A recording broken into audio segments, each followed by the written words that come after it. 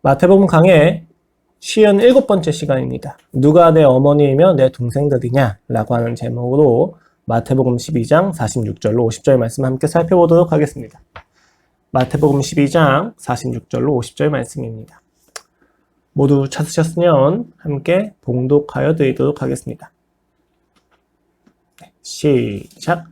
예수께서 무리에게 말씀하실 때 그의 어머니와 동생들이 예수께 말하려고 밖에 섰더니 한 사람이 예수께 여짜오되 보소서 당신의 어머니와 동생들이 당신께 말하려고 밖에 서 있나이다 하니 말하던 사람에게 대답하여 이르시되 누가 내 어머니이며 내 동생들이냐 하시고 손을 내밀어 제자들을 가리켜 이르시되 나의 어머니와 나의 동생들을 보라. 누구든지 하늘에 계신 내 아버지의 뜻대로 하는 자가 내 형제요 자매요 어머니이니라 하시더라. 아멘. 마태는 1장에서 예수 그리스도를 약속의 왕으로서 제시합니다. 그래서 2장에서 4장까지는 그 출생과 그리고 그 사역을 준비하는 배경까지 모두 구약의 성취와 함께 증거로서 제시가 되는 것이죠. 그렇다면 그 하나님의 나라는 어떤 나라인가에 대해서 5장에서 7장에 있는 산상수훈을 통해서 예수님께서는 하나님 나라의 법을 이야기하십니다. 그리고 8장에서 9장까지는 그 실현하시고 가르치신 법을 실제로 삶으로서 보여주기 시작하십니다. 그리고 이윽고 10장에 이르러서는 이제 하나님 나라의 일꾼이 어떠한지를 이야기하시면서 그 일꾼들을 파송시키십니다. 그리고 11장부터 12장까지의 내용입니다. 이 11장과 12장의 내용에서는 드러나는 것이 무엇입니까? 파송된 제자들이 나가서 이야기할 하나님의 나라에 대해서, 그리고 예수님께서 지금까지 가르치시고 보여주셨던 하나님 나라에 대해서 얼마나 세상이 극심하게 적나라하게 반감을 가질 수밖에 없었는지 이야기합니다. 요한부터 시작을 해서 회개치 않는 고향 도시 3가지를 대표로 이야기하시고 또 바리새인과 서기관들의 그 적극적인 반감까지 이야기하시면서 예수님은, 그리고 마태는 이야기합니다. 하나님 나라는 세상 질서가 받아들일 수 없다고 말입니다.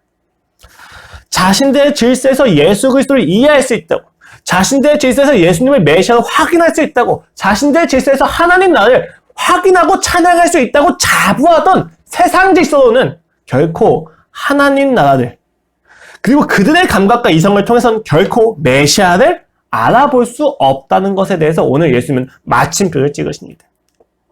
그래서 저번 설교를 통해서 말씀드렸지만 예수님께서 이야기하시는 대안은 자신의 죽음과 부활과 유사한 요나의 표적으로만 강하게 이야기하시는 겁니다. 그것이 우리를 자기 중심적인 질서에서 하나님 중심의 질서로 전환시켜준다고 말씀을 드렸습니다. 오늘 본문은 11장에서 12장에 나타난 그 세상의 반감에 대한 결론입니다. 예수님은 이제 다시 그들을 새로운 질서로 초대하십니다. 그리고 그 새로운 질서가 어떠한 것인지에 대해서 가족이라고 하는 개념과 함께 설명을 시작하십니다. 조금 의아한 생각이 드실 수가 있어요. 왜냐하면 오늘 본문의 분위기는 초대라기보다는 좀 거절처럼 여겨지지 않습니까? 가족에 대한 거절처럼 느껴진다는 거죠. 실제로 예수님께 나온 가족들에게 예수님은 이렇게 이야기하십니다. 누가 내 어머니이며 내 동생들이냐? 되게 민망했겠죠.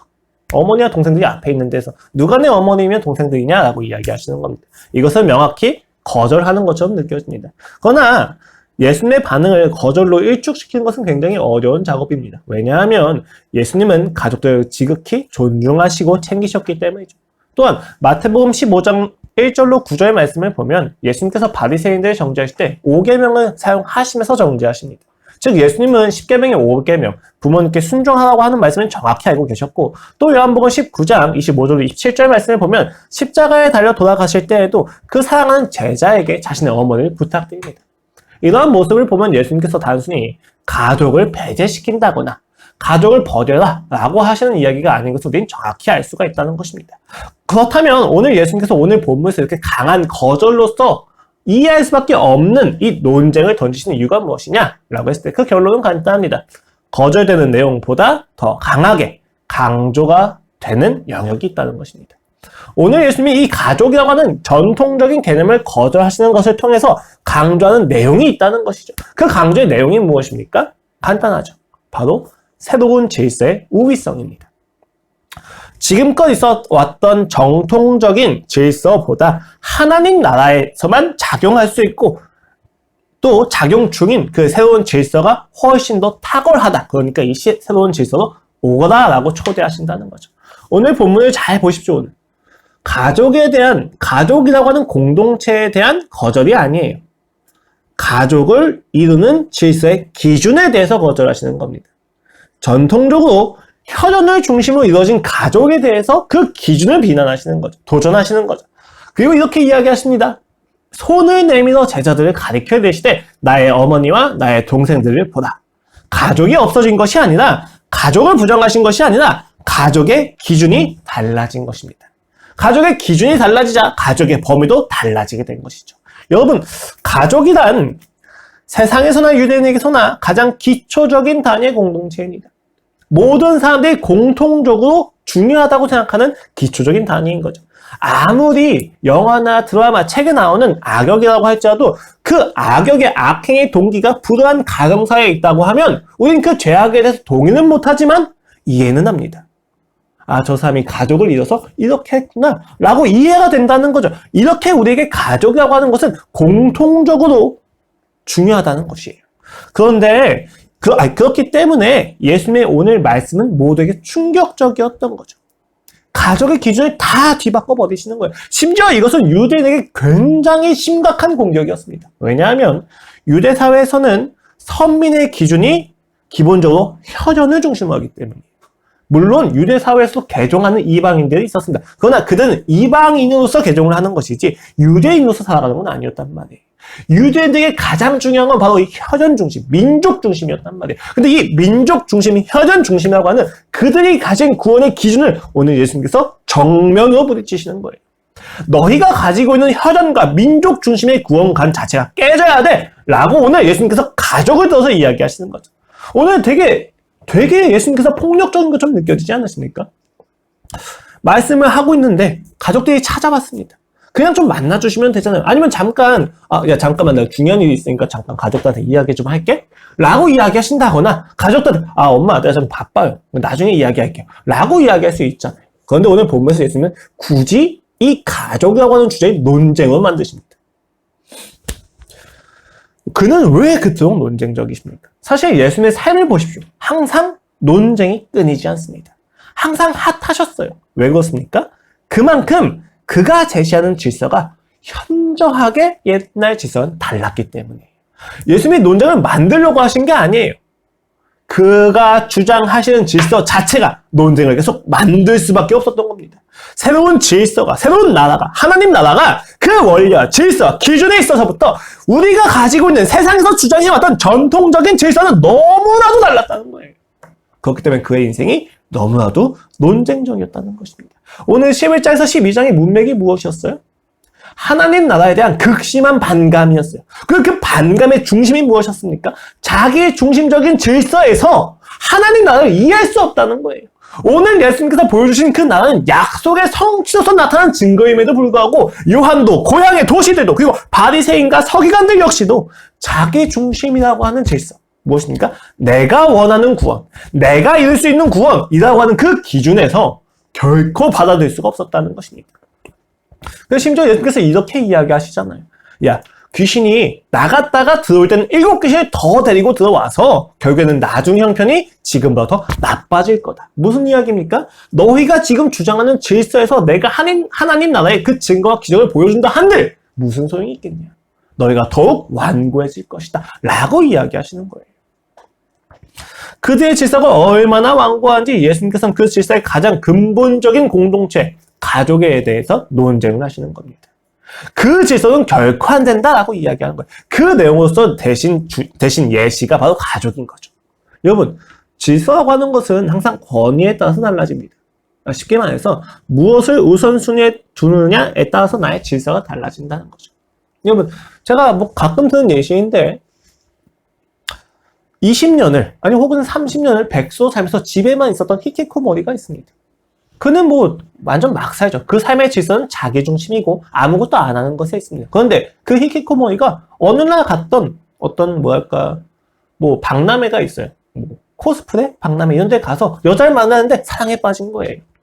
그 여자의 번호를 어찌어찌 알게 돼가지고 그 여자랑 계속 만나게 됩니다. 그러면 그 히키코모리의 인생은 완전히 바뀌게 되겠죠. 지금까지 신경 쓰지 않았던 머리, 헤어, 그리고 자기의 스타일, 그리고 자기가 가지고 있는 살, 이런 것들 다 변하려고, 규칙적으로 살려고 노력하기 시작할 것입니다. 왜 그렇습니까? 우선순위가 달라진 거예요. 사랑하는 사람이 생기니까 그 사랑하는 사람한테 잘 보이고 싶으니까 자기의 인생을 주장하던 질서가 바뀌었다는 것입니다. 이렇게 질서라고 하는 것은 어떤 것을 건의해 두느냐에 따라서 달라진다는 거예요. 그리고 여기서 가족이라고 하는 질서는 여러분 가장 나를 잘 보호해주는 질서입니다. 가족이라고 하는 것은 우리에게 여러분 항상 언제나 어느 때나 나의 편으로서 여길 수 있는 질서예요. 그렇죠 여러분? 잘 어찌 되었든지 간에 가족이라고 하는 테두리 안에서는 우리는 어떤 행위를 떠나서 그 존재만 가지고도 사랑을 받고 사랑을 할 수 있는 것을 경험합니다. 그것은 분명히 이 땅에서 가장 숭고하고 가장 고상한 사랑의 원리를 담은 공동체예요. 하나님의 사랑의 가장 유사한 유비가 무엇이냐 했을 때 우리가 가족을 이야기하기도 하거든요. 하나님의 사랑을 가장 잘 보여준다는 거예요. 가족이라고 하는 공동체는 나를 중심으로 하고 있는 질서를 가장 잘 보여줍니다. 언제나 내 편이에요. 심지어 내가 살인을 하고 온다 할지라도 어머니는 나를 살인죄로 고소하지 않습니다. 오히려 자기 손에 피를 묻히면서 내가 살인했다고 죄를 덮어 씌워주려고 하죠. 왜 그렇습니까? 가족은 어느 때나 우리의 편이기 때문입니다. 나를 중심으로 한 질서에서 가족만큼 나를 중심으로 한 질서를 보여주는 것이 없어요. 그렇기 때문에 오늘 예수는 그 가족이라고 하는 질서 자체에 대해서 도전하십니다. 왜 그렇습니까? 왜 그렇게 도전하실 수밖에 없습니까?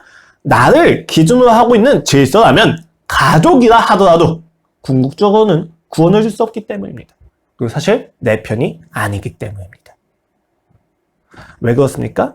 아무리 진정성이 있다 할지라도 아무리 사랑이 넘친다 할지라도 나를 중심으로 하고 있는 나끼리 모인 그 가족은 결코 그 사랑을 이룰 수 있는 실력이 없기 때문입니다. 나를 중심으로 한 질서에서 우리는 진정성을 가지고 노력을 할 것입니다. 서로를 사랑하고 노력을 하겠죠. 그러나 그 노력만 가지고는 가족이 스스로를 완전하게 만든다거나 구원을 준다거나 행복하게 해줄 수는 없다는 것입니다. 이것에 대해서 여러분 반감이 있을지도 몰라요. 그러나 부정할 수 없습니다. 여러분 우스갯소리지만 남편이 왜 남편입니까? 남의 편이라고 해서 남편이라고 이야기를 해요. 여러분 정말 그냥 가볍게 웃고 넘어갈 수 있는 부부이지 우리는 여기서 부부관계의 본질을 봅니다. 아무리 사랑을 하더라도 누구보다 나의 편이라고 생각하는 그 사람도 결국은 남입니다. 그 사람의 기준을 가지고 살아갑니다. 그렇기 때문에 부딪히는 거죠. 부딪히지 않는다면 한쪽이 참는 것이겠죠. 한쪽이 참는 것을 통해서 행복을 이룰 수 있지 않습니까? 화목한 가정을 이룰 수 있지 않습니까? 라고 이야기할지도 모르겠지만 여러분 한쪽이 참는 것을 통해서 가족이 행복해질 수는 없습니다. 행복이란 건 보다 적극적인 개념이기 때문이죠. 우리가 가진 노력과 진정성의 한계라는 거예요. 여러분 가족이라고 해도 나를 중심으로 해서 모이면은 가족이 2명이면 벌써 그 기준이 몇 개입니까? 2개죠. 자녀까지 있으면 3개, 4개 더 늘어나겠죠. 여러분. 이 축이 다르기 때문에 우리는 어떻게 해도 부딪히는 거예요. 부부관계가 정말 나의 편이다. 우리가 하나다라고 이야기하지만 세상은 하나라고 이야기를 못해요. 이것을 우리가 어떻게 할 수 있습니까? 많은 종갓집의 며느리들이 자기의 인생이 있습니까? 없죠. 그래서 오늘날 나타나는 반응들이 뭐예요? 엄마들이 내 인생을 찾겠어 라고 이야기를 하는 거죠. 여러분 여기서 우리가 맞아 여자들도 아내들도 엄마들도 자기 인생을 찾아야지 언제까지나 영록이 엄마 유진이 엄마 이런 말로 살 수는 없어 자기의 정체성이 있잖아 라고 이야기하면서 납득을 하곤 합니다. 근데 굉장히 여기엔 심각한 기만이 있어요. 뭐예요? 나를 위한 유익과 가족을 위한 유익이 충돌한다는 거예요. 이게 세상의 사고방식입니다. 나를 위한 인생에서는 타인이 끊임없이 배제될 수밖에 없다는 거예요. 왜요? 결국은 자기 사랑이라고 하는 축의 확장에 불과하기 때문이에요. 부딪히지 않는 거죠, 여러분. 내가 나를 사랑해서 다른 사람들 피해를 주면 이기주의예요. 근데 내가 나를 사랑하는 것을 그 범위를 확장시켜서 가족까지 확장시키면 이기주의가 아니라고 이야기합니다. 그것을 지역 사이클에 확장을 시킵니다. 그러면 지역에서 유지가 될 수 있겠죠. 그러나 그것은 다른 지역의 입장에서 보면 여전히 이기주의입니다. 님비와 핀비 현상이라고 하죠. 지역 이기주의. 무엇입니까? 인간은 결국 자기 중심으로 하면 부딪힐 수밖에 없어요. 그래서 세상이 이야기하는 가장 완성적이고 이상적인 부부의 모습이 뭐예요? 하나가 되는 게 아니에요, 세상은. 세상에서 이야기하는 부부의 모습은 무엇입니까? 서로가 서로의 자아를 지켜가면서 타협하고 살아가는 인생입니다. 하나가 되어 살아가는 것이 아니다. 하나의 목적과 하나의 비전과 하나의 근거를 가지고 살아가는 것이 아니라 각자의 목적과 각자의 비전과 각자의 근거와 각자의 자아가 함께 살아가는 것을 우리는 부부라고 보는 것입니다. 그들은 결코 하나가 될 수 없죠. 그래서 통장을 어떻게 씁니까? 나눠서 쓰죠. 그리고 서로가 관리비도 나눠서 내죠. 이것을 우리가 합리적이라고 이야기하는데 여러분, 합리적인 것처럼 보이는 기만입니다. 결코 하나가 될 수 없다는 것에 대해서 인정하는 거죠. 그 결국이 무엇입니까? 결국 혼인신고도 안 합니다. 언제든지 이혼할 준비가 되어 있습니다. 이것이 정말 우리가 이야기하는 완벽한 부부의 모습입니까? 거짓말입니다. 나를 위해서 사는 것이 가족을 위해 사는 것과 충돌을 일으킨다는 것, 무슨 이야기입니까? 자기중심적인 삶을 주장하고 있다는 것입니다. 그렇기 때문에 우리가 가진 질서에서는 결코 구원이 있을 수 없습니다. 구원은 어디서 나타납니까? 하나님을 중심으로 할 때만 나타난다고 이야기하는 것입니다. 하나님을 중심으로 할 때만 부부가 하나가 될 수 있다는 것입니다. 왜 그렇습니까, 여러분? 왜 이 복음에서만 실력이 있다고 이야기하는 것입니까? 왜 예수 그리스도를 믿는 것을 통해서만 우리가 하나가 될 수 있는 그 진정성이 열매 맺을 수 있는 실력이 있을 수 있다고 이야기합니까? 간단해요. 하나님만이, 예수 그리스도를 믿는 것만이 우리를 구원시켜주기 때문입니다. 무엇으로부터? 죄로부터, 심판으로부터 우리를 구원시켜주고 진정한 즐거움을 누리는 구원이 오로지 하나님 중심적인 질서에서만 가능하기 때문입니다. 고행과 열심과 노력과 진정성과 돈과 명예와 권력과 쾌락과 명성과 행운이 어떤 것도 우리를 죄에서 구원할 수 없단 말입니다. 예수 그리스도를 믿는 것 외에는, 나를 위해서 죽으시고 나를 위해서 부활하신 예수 그리스도를 믿는 것 외에는 어떤 누구도 자기를 죄에서 구원할 수가 없습니다. 무엇이 우리를 죽음에서 구원할 수 있습니까? 무엇이 죄의 결과에는 불안과 두려움과 수치심으로 우리를 구원할 수 있습니까? 없다는 거예요. 그렇기 때문에 하나님을 중심으로 한 질서에서만 우리가 하나됨을 누릴 수 있습니다. 진정한 내 편을 만나는 것이죠. 많은 사람들이 신앙을 가지고 하나님 중심의 질서로 사는 삶을 억압인 것처럼 이야기해요. 야, 담배도 참고 살아야 되고, 술도 마시면 안 되고, 야, 여자도 마음대로 못 만나네? 이거를 굉장히 큰 억압으로 생각해요. 여러분, 이게 억압입니까? 자유입니까? 남편이 불륜을 행하지 않고 자신의 아내만 사랑하는 것을 왜 억압이라고 이야기합니까? 그것이 세상이에요. 이것은 억압이 아닙니다. 자유입니다. 내가 주장하는 질서, 내가 주장하는 죄가 나를 어디로 이끌어갑니까? 결국 내가 주장하는 죄가 이끌어가는 방향은 죽음입니다. 야, 한 여자만 어떻게 사랑하고 살아가니? 라고 하는 인생의 결말이 뭐예요? 모든 여자를 만나도 허무함을 느낄 수밖에 없는 갇혀있는 인생이야. 공허한 인생이란 말입니다. 그것이 어떻게 자유입니까? 나라고 하는 질서는 여러분, 단순히 하나님이 싫어하시기 때문에 하나님이 자기의 질서로 오라고 초대하시는 게 아니에요. 그 질서대로 살아가면 우리가 죽을 수밖에 없기 때문에, 우리의 결말이 파멸이기 때문에 하나님은 우리를 초대하시는 거예요. 그곳에서는, 네가 주장하는 질서에서는 구원이 있을 수 없단다. 네가 지금 의존하고 있는 그 노력과 네가 의존하고 있는 그 열심을 가지고는 너는 절대 구원받을 수가 없단다고 이야기하시는 겁니다. 오직 예수 그리스도를 믿는 것 외에는 우리에게 구원은 있을 수 없습니다. 그러므로 여러분, 가족이 화목해지고 행복해지는 비결이 무엇입니까? 하나님 중심적인 질서로 살아가는 것이겠죠. 그럼 하나님 중심적인 질서로 살아가는 것을 조금 더 구체적으로 우리가 어떻게 이해할 수 있습니까? 행복한 가정을 이루기 위해서 굉장히 중요한 거예요. 남편이, 아내가, 자녀가, 부모가 나의 구원자가 아니라는 것을 정확히 알고 살아가는 것입니다. 여러분, 제가 결혼을 하고 나서 이제 5년 차에 접어드는데 저희가 다투는 이유를 가만 보면 다 똑같아요. 무엇입니까? 상대에게서 구원을 바라는 것입니다. 야, 난 네가 이렇게 할 줄 알았는데 왜 이렇게 하지? 야, 난 네가 이렇게 할 거라고 생각도 못했어. 에서 다툼이 발생해요. 내가 기대하는 수준이 있다는 거죠. 내가 기대하는 상대에 대한 바람이 있는 거예요. 사랑하는 것이 아니라 이용하는 것입니다. 여러분, 가족은 서로에게 결코 구원이 될 수 없습니다. 오히려 그런 기대가 서로를 망치게 만듭니다. 남편을 구원의 수단으로 삼게 된다면, 아내를 구원의 수단으로 삼게 된다면 남편과 아내는 서로를 비인격적으로 대하는 것뿐이죠. 서로를 이용하는 관계일 뿐입니다. 그들은 서로 구원을 이룰 수 없습니다. 구원은 하나님만 이루시기 때문입니다. 그렇기 때문에 여러분, 가족이라고 하는 공동체는 하나님께서 자기 자신의 사랑을 보여주신 굉장히 중요한 도구이자 함께 하나님을 추구해가는 끈끈한 관계로서 이해를 하셔야만 합니다. 이 땅에서 죽는 날까지 누구보다 오래, 누구보다 가까이서 하나님을 함께 추구할 동반자. 그게 바로 부부입니다. 서로가 서로에게 구원이 되는 게 아닌 것이죠.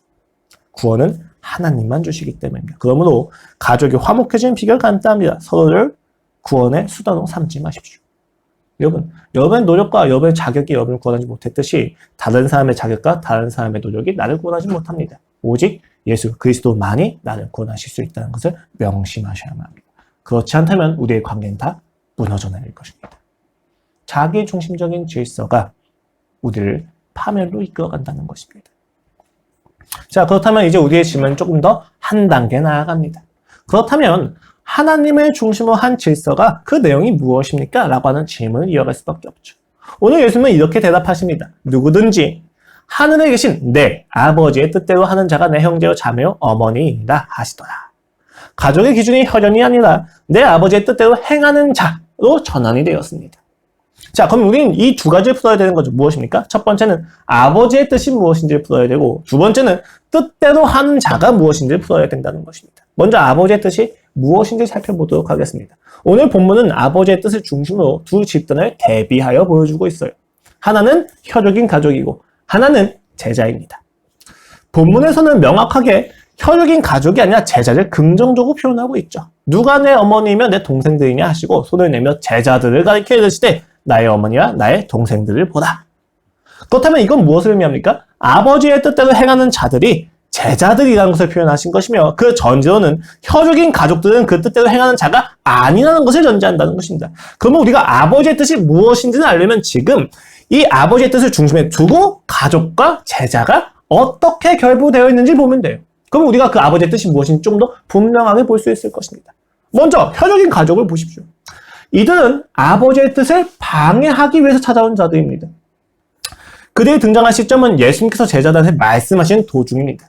말씀하시는 도중에 찾아와서 말씀 도중에 듣는 한 사람에게 자신이 왔음을 의도적으로 예수님께 알리라고 요구했던 것이 분명합니다.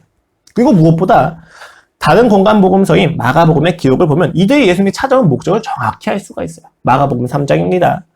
21절이죠.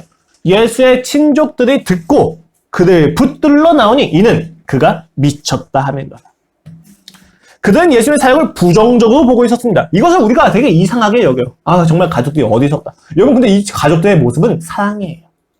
당연한 반응이에요. 옛 질서에서는 예수님을 말려야만 하는 겁니다. 생각을 해보십시오. 그중 그 근동에서 막 반란이 막 일어나고 그 반란에 대한 사람들이 막 참수하고 있는 실정이에요. 언제 터질지 모르는 그 실정이란 말입니다. 그 실정에서 많은 하층민과 약자들의 소망이 예수님을 부상하고 있는 거예요. 유대 사회에서 지금 메시아가 부상하고 있단 말이에요. 그렇다면 유대 사회에서의 기득권과 로마가 볼 때 예수님은 죽여야 될 정적 1순위예요. 도움을 받는 사람 입장에서야, 기적을 받는 사람의 입장에서야 메시아지라고 이야기하지. 가족 입장에서는 예수님이 그렇게 살아가시고 그렇게 사역하시는 게 걱정이 될 수밖에 없어요. 그러니까 찾아오는 거야. 미쳤다 하면 그가 죽으려고 용을 쓰는구나. 폭탄을 들고 불길에 들어가는 것처럼 보인단 말입니다. 가족의 질서에서, 옛날 질서에서, 옛 세상의 질서에서는 예수님을 막아야만 한다는 것입니다. 아버지의 뜻을 방해해야만 합니다. 제자들은 어떻습니까? 오늘 본문에서 의미하는 제자들은 10장과 연결시켜서 보았을 때 부름받은 자들을 의미합니다. 마태복음에선 제자들을 이방인들에 비해서 항상 믿음이 없거나 적어서 꾸중을 받는 자들로 자주 등장시킨다고 하는 것을 이해한다면 오늘 이 제자들에 대한 존중이 제자들이 한 자격과 조건에 대한 칭찬이 아니라는 것을 알 수 있을 것입니다. 오늘 이 제자들은 부름받은 자, 즉 자신의 자격과 조건으로서 살아가는 자들이 아니라 하나님의 은혜로만 살아가는 자들을 대표하는 자로서 지금 제시가 되고 있다는 거예요. 이들은 아버지의 뜻을 따르는 자들입니다. 왜요? 부르심을 받았기 때문이죠. 그것이 유일한 이유입니다. 자, 그렇다면 여러분, 우리는 여기서 질문할 수 있는 거예요. 무엇이 혈육인 가족들로 하여금 아버지의 뜻을 방해하게 했고 무엇이 제자들로 하여금 아버지의 뜻을 따르게 만든 것입니까? 제자들의 결단입니까? 제자들의 깨달음입니까? 그 깨달음과 결단이 가족들은 적어서 예수님을 방해했던 것입니까? 아니라는 거예요. 오늘 이 혈육인 가족과 제자들을 가르는 기준은 간단합니다. 바로 아버지의 존재입니다. 누구를 아버지로 삼고 있느냐는 거죠.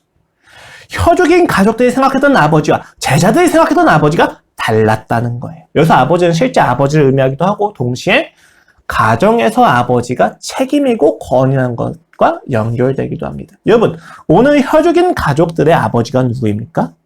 요셉이죠. 그리고 그것은 세상 기준을 이야기합니다. 이 세상 질서에서는 예수님의 죽음이 명확해지는 그 발걸음은 막아야만 합니다. 예수님이 죽으면 안 돼요. 그것은 가족의 슬픔이고 아픔이잖아요. 그것은 반드시 막아야만 하는 것이죠. 그러나 제자들은 예수님의 뜻을 막을 필요가 없어요. 왜요? 지금 제자들의 아버지는 누구로 제시가 됩니까? 내 아버지, 예수 그리스도의 아버지, 즉 창조주 하나님으로 나타나고 있습니다. 창조주 하나님이 하시는 것이라면 어떤 것도 막힘이 있을 수가 없어요. 그렇기 때문에 이들은 결코 예수님의 뜻, 아버지의 뜻을 거절하지 않을 것입니다. 아버지는 가족 구성을 책임진 존재며 동시에 대표하는 존재죠. 질서를 세운 권위자라는 것을 의미합니다. 그래서 족보에도 아버지의 이름이 올라가는 거죠. 즉 아버지에 대한 예수님의 강조는 우리가 무엇을 질서의 권위로 삼고 있는지에 대해서 던지는 도전입니다. 혈육인 가족의 질서는 지금 세상이고 나를 중심한 자기중심적 질서입니다. 그러나 지금 제자들로 대표되는 질서는 무엇입니까? 하나님의 부름만을 의지하는 내 자격과 내 조건이 아니라 하나님의 자격과 조건을 의지하는 것을 보여준다는 것입니다. 그래서 오늘 본문은 실제로 다른 공간 복음서인 마가복음 3장과 누가복음 8장에서 하나님의 뜻대로라고 이야기를 하는데 오늘 본문은 아버지의 뜻이라고 표현해요. 아버지를 강조하고 있는 거예요. 왜 내 아버지를 강조하느냐? 간단하다는 거죠. 지금 아버지의 뜻을 따른다라고 이야기하는 것은 나의 자격과 나의 조건으로 부름을 받는 자들을 이야기하는 것이 아니라 하나님의 자격과 하나님의 조건을 가지고 하나님의 부름을 받은 자들만이 바로 아버지의 뜻을 따르는 자, 가족이 될 수 있다고 이야기한다는 것입니다. 옛날 질서에서는 어느 누구도 하나님의 가족이 될 수 없어요. 그러나 새로운 질서에서는 누구나 하나님의 가족이 될 수 있다는 것입니다. 여러분 놀라운 거예요. 예수님이 말씀하시는 장소에 혈육인 가족도 나왔습니다. 제자들도 나왔습니다. 그런데 누구는 따르는 자가 되고 누구는 방해하는 자가 됩니다. 우리도 마찬가지입니다. 우리가 예수님 앞에 나왔습니다. 그런데 누구의 열심과 진정성은 따르는 것이 되고 누구의 열심과 진정성은 오히려 예수님을 방해하는 것이 된다는 것입니다. 무슨 차이입니까? 아버지가 다르다. 질서가 다르다는 것입니다. 누군가는 세상의 아버지는 어떻습니까? 조건과 자격을 갖추어야만 사랑을 받을 수 있고 구원받을 수 있습니다. 그러나 하나님의 자녀, 하나님을 아버지로 삼고 있는 자들의 질서에서는 나의 자격과 조건이 아니라 내 능력과 내 소유가 아니라 예수님의 능력과 예수님의 소유로 내가 부름받은 것이 되기 때문에 그렇기 때문에 우리는 하나님의 가족이 될 수 있다는 것입니다. 여러분 옛날 질서라면 누가 감히 내가 하나님의 자녀이라고 이야기할 수 있겠어요? 예수님이 십자가에 못 박혀 돌아가신 명목상 죄가 뭐예요? 국가 내란죄인데 이 국가 내란죄를 통해 국가 내란죄를 형성시키기 위해서 유대인들이 제시한 죄가 무엇입니까? 신성모독죄예요.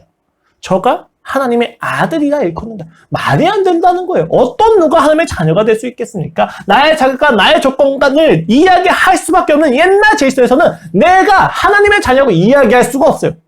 그런데 오늘 본문에서는 나의 자격과 나의 조건이 아니라 하나님의 자격과 하나님의 조건은 우리가 그의 자녀가 될 수 있다고 이야기하는 것입니다. 그 기준은 바로 하나님의 질서 이것뿐입니다. 자, 그렇다면 예수님께서 이야기하신 아버지의 뜻이란 어떤 것입니까? 혈육인 가족들에 의해서는 거절당할 수밖에 없는 내용이어야 되고 제자들에겐 따를 수밖에 없는 내용입니다. 그것이 무엇입니까? 예수님이 십자가에 달려 죽으시고 사흘 만에 부활하시어 죄에서 승리하는 것만을 믿는 것이 구원이라는 것. 이것이 아버지의 뜻입니다.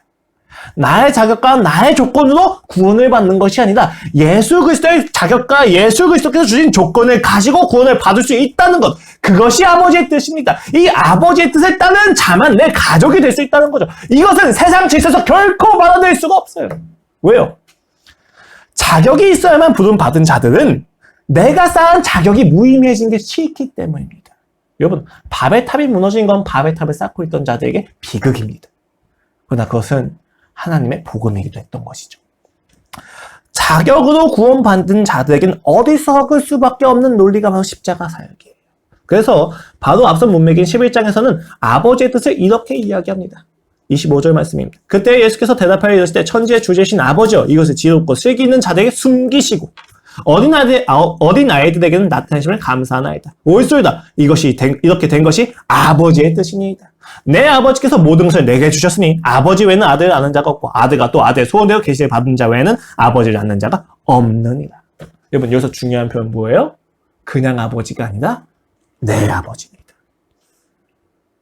예수 그리스도의 아버지라는 거예요. 예수 그리스도를 통하지 않으면 어떤 누구도 하나님을 아버지로 이야기할 수가 없다는 것입니다. 그러면 오늘 여기서 이야기하는 내 아버지의 뜻은 십자가 사역을 통해서 너희의 자격과 조건이 아니라 내가 주는 자격과 조건으로만 너희를 구원하겠다고 하는 하나님의 뜻입니다. 하나님의 구속 의지입니다. 하나님이 주신 그 창조의 모든 타락한 만물을 회복시키는 방법을 의미합니다. 이것은 당시 로마 영웅들이나 신들의 뜻과는 많이 다릅니다. 자신을 얼마나 찬양하고 자신들에게 얼마나 이쁜 짓을 하며 치성을 얼만큼 드려야 되는지만 보면서 인정을 해주는 세상의 신들과는 오늘 아버지는 다릅니다. 오늘 예수님께서 이야기하신 내 아버지라고 하는 표현은 그 존재만으로도 인정해주고 그 존재만으로도 사랑해주며 그 존재만으로도 불러줄 수 있는 아버지입니다. 왜 그것이 가능합니까? 왜 하나님이 우리의 행위를 보지 않고 존재만을 보실 수 있습니까? 우리는 죄인이잖아요. 우리가 지금까지 하나님을 얼마나 많이 적대했습니까? 나는 나 자신을 구원할 수 있어. 내가 생각하는 이 구원의 방법만이 진리야라고 우리가 살아오지 않았습니까? 아, 오늘 일 조금만 적으면 되게 기쁠 텐데. 아, 내가 돈이 오늘 조금만 더 많이 있으면 좋을 텐데. 아, 내가 내 미래를 준비할 수 있는 조건과 여건이 나한테 이 정도만 있으면 좋을 텐데 라고 우리가 주장해오지 않았습니까? 이것이 모두 죄란 말이에요. 하나님을 의지하지 않는 것, 하나님을 불신하는 것, 내가 하나님의 자리에 가서 내가 나의 인생을 준비하고 또 준비하는 그것이 바로 죄란 말입니다. 그런데 왜 하나님이 우리의 존재를 받아주시니까? 그 모든 죄의 대가를 예수 그리스도가 담당하셨기 때문에. 사랑이란 말이에요. 이 사랑과 은혜의 원리만이 우리를 구원시켜준다는 것입니다. 여러분의 가족이 이것을 할 수는 없습니다. 여러분이 생각하는 돈과 명예와 명성과 행운? 이런 것들은 우리를 이 죄에서 구원을 시킬 수 없어요. 여러분 잘 생각해 보세요. 두려움과 수치심과 불안이라고 하는 건 모두 죄의 결과예요. 무엇이 여러분을 불안에서 자유하게 해줍니까? 돈이 많아지면 불안이 없어집니까? 행운이 연거푸 발생하면 내 안에 두려움이 없어지십니까? 무엇을 하면 도대체 우리에게 수치심이 없어질 수 있을까요? 어떤 것도 우리의 두려움과 불안과 수치심을 해결해 줄 수 없습니다. 가장 가까운 내 편이라고 생각했던 나의 아내도, 나의 남편도, 나의 어머니도 나의 이 존재에 박혀진 죄의 결과를 해결해 줄 수는 없단 말입니다. 오직 예수 그리스도만이 그것을 해결해 줄 수 있습니다. 그러나 오늘 본문은 조금 더 나아갑니다. 아버지의 뜻이 십자가를 통해서만 구원하시겠다고 하는 하나님의 은혜와 사랑의 원리라면 오늘 본문은 단순히 아버지의 뜻으로 부름받은 자들이 나의 가족이다라고 이야기하지 않아요. 뭐라고 이야기합니까? 아버지의 뜻대로 하는 자가 가족이라고 이야기합니다. 포이에마라고 이야기하는 행동에 대한 동사를 굳이 덧붙여 넣습니다. 왜냐하면 여러분, 일단 기본적으로는 이게 뭐 단순히 어떤 행위를 의해 조건을 제시하는 게 아니에요. 너희가 행동을 해야 가족이 될 수 있지 이런 얘기가 아니에요. 혹은 구원받았으면 똑바로 살아야지 라고 이야기하면서 구원받은 자들한테 어떤 부채감을 주는 말도 아닙니다. 좀 생색이잖아요. 기분 나쁘지 않습니까? 아버지가 나한테 용돈 줘놓고 야 이제 설거지라고 하면 기분 나빠요. 근데 설거지를 했는데 용돈을 주시면 기분이 좋잖아요. 그렇죠? 이게 좀 다른 거거든요. 근데 이 두 가지 다 의미하는 건 아니에요. 오늘 본문에서 이야기하는 행위는 질서의 전환이기 때문에 개념과 생각이 전환되면 반드시 행동과 태도도 전환될 수밖에 없기 때문에 우리가 하나님께 구원을 받았다면 이제 하나님이 우리한테 주신 그 명령은 우리의 책임과 의무를 넘어서 즐거움이 된단 말이에요. 그럼 그 뜻대로 하는 자라고 이야기한 것은 결코 이상한 표현이 아닙니다. 이것은 우리에게 오히려 해야만 하는 즐거움의 의무가 무엇인지 이야기해 주는 거죠. 그럼 뜻대로 하는 자가 도대체 어떤 행위를 하는 것일까? 라고 생각을 해야 되는데 이것은 아버지의 뜻이 무엇인가에 대해서 의존하고 있죠. 왜요? 하는 자라고 이야기하는데 그 하는 목적어가 지금 아버지의 뜻이에요. 뜻대로 하는 자. 이제 부사긴 한데. 그러니까 이 하는 것에 대한 단서는 아버지의 뜻 외에는 없습니다, 지금. 근데 그 아버지의 뜻이 옛 질서가 아니라 새 질서를 의미해요. 나의 자격과 조건이 아니라 하나님의 자격과 조건으로 살아가는 방식. 즉, 자기 중심적인 질서가 아니라 하나님 중심적인 질서에서 제시하는 구원의 방식과 사랑을 따르는 자들을 의미합니다. 그럼 그 구원의 방식과 사랑을 따르는 자들이 해야 하는 행동이 무엇입니까? 많은 사람들이 오늘 본문을 이렇게 이해하는 경우가 있어요. 가족에 대한 해체, 가족에 대한 부정. 그래서 마치 예배드리기가 바빠서 가정을 챙기지 않고 저녁도 챙겨주지 않고 예배에 나가는 엄마. 혹은 사역에 집중하다 가정을 책임지지 않은 아빠에 대해서 합리화하는 본문이 아닌가라고 하는 의문이 떠오릅니다. 저 역시도 그렇습니다. 그러나 이것은 행함의 내용을 신앙의 열심과 헌신 등으로만 생각하기 때문에 오늘 여기서 이야기하는 행한다라고 이야기하는 것보다 원리적인 태도와 자세를 이야기합니다. 그리고 그 행동을 이야기하는 거죠. 자녀가 마땅히 따라야 하는 행위는 무엇입니까? 은혜의 원리로 구원을 행하신 분이 나의 아버지시기 때문에 자녀가 해야 될 행위는 은혜의 원리를 나타내는 것입니다. 용서받은 자가 해야 될 가장 우선적인 행위가 뭐예요? 용서받았으면 제일 먼저 해야 될 건 감격입니다. 그리고 감사입니다. 그리고 이 감격과 감사에 이어서 찬양을 하고 그 삶에 나아가서 그 은혜의 원리로 따라 살아갔을 때 그 따라가는 삶의 원리를 받은 사람들이 보고 저 사람은 다르구나를 느꼈을 때 그때 비로소 그 종을 용서했던 주인이 영광받는 것이 더해지는 것이죠. 그것이 우리의 행동입니다.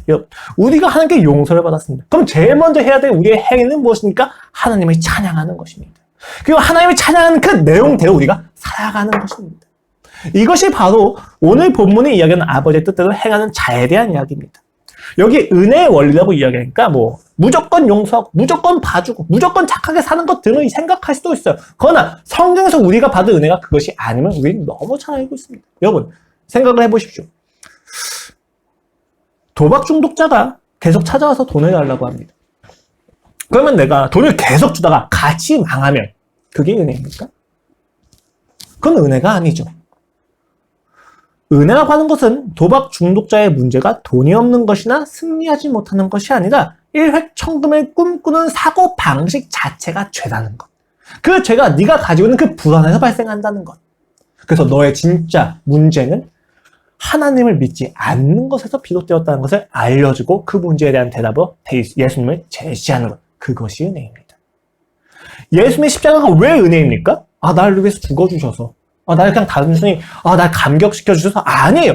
예수 그리스도의 십자가가 우리에게 은혜인 까닭은 우리의 실질적인 죄의 문제들과 우리가 받아야만 하는 심판이라고 하는 그 죄의 대가들 실질적으로 현실적으로 없애주셨기 때문입니다. 덮어주셨기 때문입니다. 이것이 세상과는 다른 거예요, 여러분. 세상은 덮어줘요, 그냥. 괜찮아. 근데 예수는, 그리고 십자가는, 예수라고 하면 큰일나요. 예수님은 우리의 실질적인 문제들을 현실적으로 없애주십니다. 그는 전능하시고 그는 결코 추상적이지 않으십니다. 그는 실력이 있으십니다. 그것이 중요한 거죠. 그래서 은혜의 원리에 따라가는 사는 삶은 여러분 진짜 그 특징 중에 되게 중요한 특징이 뭐냐면 단순히 용서해주는 그런 것이 아니라 맞서야 될 적이 누군지 정확히 이야기해 줍니다. 우리가 하나님께 용서를 받은 그 시점, 우리의 진짜 죄의 결과를 알게 된 그 시점부터 우리가 가진 진정한 은혜의 원리에서는 무엇을 할 수 있습니까? 내가 맞서야 될 진짜 적이 누군지 정확히 한다는 거예요. 이것이 은혜가 가진 은혜의 원리에 따라 살아가는 은혜의 원리에 따라서 살아가는 사는 사람의 삶의 특징 중에 하나입니다. 헛된 적과 거짓 적과 싸우지 않습니다. 왜요? 질서의 중심이 나에게서 하나님으로 돌아가니까 너무 명확한 거예요. 내가 중심일 때는 나를 위협하는 모든 것들이 적이었어요. 심지어 내 편이라고 생각했던 나의 아내도 나를 공격해요. 그럼 적이 되는 거죠. 그럼 떠나 살아가는 거예요. 근데 진짜 적이 무엇입니까? 내가 돈이 없는 게 적입니까? 여러분, 제가 요새 돈에 대한 압박감을 느끼고 경제적인 불안을 느끼는 것이 저의 적입니까? 해결해야 될 문제입니까? 이 문제를 해결해 준 것이 은혜입니까? 아니요! 돈과 경제가 자립되지 못하면 불안을 느낄 수밖에 없는 하나님을 불신하는 것이 진짜 적이란 말입니다. 하나님이 그것을 이야기해 주시는 거예요. 네가 진짜 적이 누군지 아니? 그 옛날 질서에서는 진짜 적을 알 수가 없단다라고 이야기하는 거예요. 우리가 적을 잘못 설정하니까 적을 이기는 방법을 잘못 설정해요. 내가 가난한 게 죄야. 좋아. 가난을 없애자. 노력하고 살아가는 거죠. 가난이 없어졌어요. 이 인생이 만족감이 옵니까? 기만당한 것에 대한 결과가 끊임없는 책임으로 더 다가오는 거예요. 그럼 또 찾는 거죠. 여러분, 가난한 게 죄가 아니라 가난 속에서 예수 그리스도를 사랑하지 못하는 것이 죄입니다. 가난으로 인해서 내가 침해당한다고 느끼는 것이 죄예요. 내가 왜 많은 사람들로부터 내 동료 사역자들로부터 인정받지 못하는 것에 대해서 그렇게 불안을 느낍니까? 아, 내가 마땅한 사역을 못해서 그래. 아, 그럼 이제 내가 좀 인정받고 존경받을 수 있는 사역을 하자. 문제 해결이 됩니까? 아니라니까. 인정을 받아야만 하나님과의 관계를 입증할 수 있고 확증할 수 있는 것이 죄입니다. 하나님과의 관계는 예수 그리스도를 통해서만 확증하는 거란 말이에요. 하나님을 아버지로 둔 신자는 그 적이 누군지 정확히 봅니다. 죄인 거죠. 여러분, 그러니까 오늘 본문에서 나타난 예수는 적이 아니에요. 죽이거나 미워해야 될 저분이 아니에요. 찬양해야 될 분인데 우리는 그를 모두 적으로 보고 있는 거죠. 내 남편이, 내 아내가 적입니까? 내가 중심일 땐 적이 됩니다, 여러분. 내가 중심일 땐 주관적이거든요. 언제든지 바뀔 수 있어요. 적도 아군이 되고 아군도 적이 될 수 있어요. 내 이익에 따라서. 그렇죠? 그러나 하나님을 중심한 인생은 그렇게 되지 않습니다, 여러분. 하나님을 중심한 인생에서는 그 죄가 무엇보다 적이란 것이 정확히 보입니다. 아내하고 남편하고 싸울 이유가 없어요. 적이 아니잖아요. 이걸 알게 되면 여유가 생깁니다. 여유가 생기는데 좀 과정은 필요합니다. 저희 저랑 유진이랑 가끔 이렇게 다투기도 하잖아요, 사람이니까. 각자의 기준을 가지고 살아가니까. 근데 다투다 보면 이런 생각이 들 때가 있어요. 뭐 때문에 이렇게 싸우기 시작한 거지? 뭐 때문입니까? 치약 뚜껑이 열려 있어서? 정리정돈이 잘 안 돼서? 아니요. 죄 때문이요. 둘이 하나님을 사랑하지 않으니까 발생한 거야. 내 죄 때문이에요. 여러분, 하나님을 중심한 인생에서 누가 감히 내가 피해자라고 주장합니까? 내가 피해자라고 주장하는 것 자체가 죄예요. 우리는 항상 하나님과의 관계에서 가해자가 됩니다. 왜 하나님 난 맨날 나만 가해자예요? 왜 맨날 나만 미안하다고 이야기해야 돼요? 그게 죄예요. 왜 맨날 나만 이렇게 생각하는 거죠? 그게 축복인데. 미안하다고 이야기하는 게 더 사랑하는 사람의 특징이에요, 여러분. 특권이란 말이에요. 먼저 항복하는 것이, 먼저 무릎 꿇는 것이 사랑을 아는 자들의 특권인데 우리는 이것을 자존심이 상하는 것으로 봐야 된단 말입니다. 죄의 기만 속에서 살아간다는 거예요. 여러분, 자유가 선포되었어요. 여러분의 적이 명확할 것입니다. 적에 따라서 노력이 달라져요, 여러분. 질서예요, 여러분. 전쟁을 멈추는 가장 간단한 방법이 무엇입니까? 핵을 가지는 거? 핵 억제적 뭐 이렇게 얘기하는데 아니죠. 전쟁을 끝내는 가장 간단한 방법은 서로가 서로를 용서하는 겁니다. 왜 용서를 못하죠? 이게 되게 무서운, 이게 되게 어려운 거예요.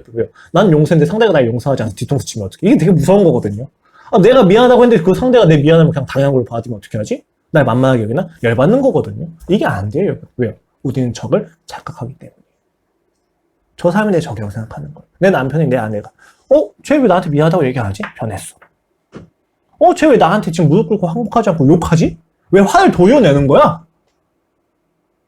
계속 상대를 적어 규명하는 거예요. 아, 이런 상태면 내가 미안하다고 이야기하면 큰일 나겠다. 아, 내 평생 결혼 생활이 흔들릴 거야. 그렇습니까, 여러분? 결혼 생활이 평생 흔들리는 까닭은 지금 그렇게 생각하는 나의 사고방식 때문에. 먼저 사랑하면 됩니다. 진짜 적은 서로를 믿지 못하는 죄입니다. 불신과 불안입니다. 상대가 나를 무시하면 나의 승리가 흔들릴까 걱정하는 것. 그게 진짜 적입니다, 여러분. 진짜 그런 게 적이었으면 예수님께서 로마를 먼저 멸망시키셨겠죠. 예수님이 멸망시키신 것은 우리 안에 있는 로마였습니다. 우리 안에 있는 세상이었다는 것을 기억하십시오. 우리는 승리했습니다. 예수 그리스도가 십자가에서 그리고 부활을 통해서 죄와 사망에서 승리하셨습니다. 그 승리를 믿으심으로써 우리의 아버지를 하나님으로 삼으십시오. 예수 그리스도의 아버지이신. 그 하나님을 삼았을 때 우리의 적은 분명해집니다. 그리고 거기서 여러분, 내 인생을 가장 방해하는 나조차도 용서할 수 있습니다. 왜 나는 내 기대치에 미치지 못하지? 아, 나 이 정도 할 수 있는데. 아니에요. 용서하세요. 예수님께서 용서하셨습니다. 제가 저번 주에 말씀드렸잖아요. 나를 용서하지 못하는 까닭은 우상이 있기 때문입니다. 하나님보다 더 높은 기준과 가치가 있기 때문에 나를 용서하지 못하는 거예요. 나를 용서하세요. 아, 날 용서하면 나 막 살 것 같은데. 불신입니다. 날 용서하시면서 하나님에 대한 경외심을 회복할 수 있는 것이 인간이에요. 신자예요. 여러분, 우리가 은혜와 책임이라고 하는 그 두 가지 가치에서 굉장히 많은 걱정을 해요. 은혜만 너무 강조하다 보면은 구원파가 될 것 같고, 행위만 너무 강조하다 보면은 율법주의가 될 것 같고, 이렇게 걱정을 하는데 여러분, 진짜 하나님과의 관계를 중심으로 세워진 인생이라면 은혜가 강조되면 더욱 열심히 행동을 하고, 행위가 강조가 되면 더욱 은혜를 고백할 수밖에 없습니다. 이것이 행자의 반응입니다. 왜 그렇습니까? 중심이 내가 아니라 하나님으로 변했기 때문에. 예수님은 오늘 우리에게 가족의 기준을 바꾸십니다. 옛 질서에서 새 질서로 초대하시는 거죠. 진정한 구원과 안식을 우리를 초대하시는 겁니다. 그 질서의 본질은 아버지의 뜻, 사랑과 은혜의 원리에 따라 살아가는 것입니다. 내 자격이 아니라 하나님의 자격으로 살아가는 것입니다. 그리고 은혜의 원리에 따라 사는 삶이란 그 은혜를 받은 우리에게 은혜를 베푸신 하나님을 찬양하는 삶이며, 이 삶에서는 주요한 특징 중에 하나가 적을 분명하게 하는 것이라고 이야기 됩니다. 그 은혜의 원리와 질서 예수님이 우리를 초대하십니다. 보십시오. 은혜는 누구든지입니다. 야, 유대인들은, 바리새인들은, 야, 아리안 민족은 아니에요. 남자들은 아니에요. 누구든지 내 아버지의 뜻을 따르는 자는 나의 어머니요 동생들이다 라고 이야기하십니다. 여러분 모두 그 초대를 받으셨습니다. 나를 중심으로 질서를 만들어서 수없이 많은 적을 만들어냈던 인생에서 이제 자유해지십시오. 내 적은 가족이 아닙니다. 내 적은 예수 그리스도가 아닙니다. 내 적은 세상이 아닙니다. 내 적은 사단이 아닙니다. 내 적은 죄입니다. 하나님을 불신하는 내 죄가 우리를 끊임없이 무너뜨리게 하는 것입니다. 우리를 망가뜨리는 것은 다른 것이 아니에요. 바로 이 죄라는 사실에 항복하셔야 합니다. 그러면 주님의 승리하심을 믿음으로써 승리에 누리는 것이 가능할 것입니다. 여러분, 지금까지 우리를 주장해온 질서예요. 질서인 죄의 결국이 뭡니까? 나를 중심으로 한 죄의 질서가, 그 방법이 나를 얼마나 비참하게 만들었습니까? 얼마나 고독하게 하였으며 얼마나 불안하게 만들었습니까? 나를 기쁘게 할 것이라고 믿고 있던 가치는 얼마나 나를 허망하게 만들었습니까? 아이를 너무 사랑해서 아이를 망치는 모습, 가족을 지키기 위한 노력이 오히려 가족을 떠나게 하는 모습, 이 세상에 너무 많습니다. 내가 선택한 휴식의 방법이 오히려 나로 하여금 일을 하지 못하게 만듭니다. 내가 선택한 사랑이 오히려 나를 아프게 만듭니다. 상대를 떠나게 만듭니다. 우리가 주장하는 질서와 그 구원의 방법이 우리를 정말로 만족으로 이끌어갔습니까? 아니에요. 이제는 주님의 질서로 들어와 안식을 누리십시오. 그 안식에 맞게 행동하십시오. 거기서 진정한 자유가 있을 것입니다. 그 뜻대로 행하십시오. 여러분이 그 적을 분명히 알아서 여러분이 지금까지 적이라고 여겼던 그 모든 적들에 대해서 자유함을 느끼고 여유를 느끼면서 행동했을 때 우리는 비로소 더욱 하나님의 은혜가 얼마나 깊은지 경험하게 될 것입니다. 새로운 질서로 오늘 예수님이 초대하십니다.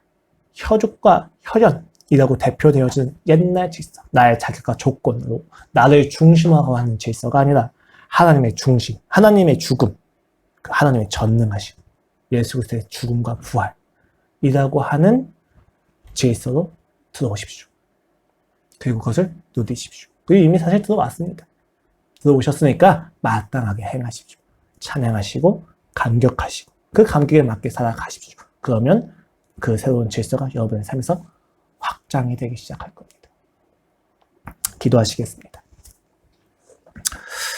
하나님 아버지, 오늘도 우리가 이곳에 모여서 함께 기도하고 예배하고 말씀을 듣게 하시니 감사합니다. 주님, 지금까지 내 자격과 내 조건으로 나의 힘으로 나를 구원하려고 노력해왔습니다. 그러나 주님, 이 결국이 죽음밖에 없다는 것을 다시 한번 증명합니다. 주여, 나를 구원할 것은 예수 그리스도의 자격과 예수 그리스도의 조건으로만 구원받을 수 있다는 것입니다. 그것을 믿을 때에서만 내가 그 은혜대로 살 수 있다는 것입니다. 아버지, 그 부르심을 받은 자로서 부르심에 맞게 살아감으로 하나님께서 주신 새로운 질서를 더욱 누리게 하여 주시옵소서. 옛 질서에 속지 말게 하소서. 하나님, 구원받았음에도 구원받지 않은 질서로 살아가는 우리의 모습이 너무나도 많습니다. 이제는 그만 기만당하고 우리의 적을 분명히 보게 하소서.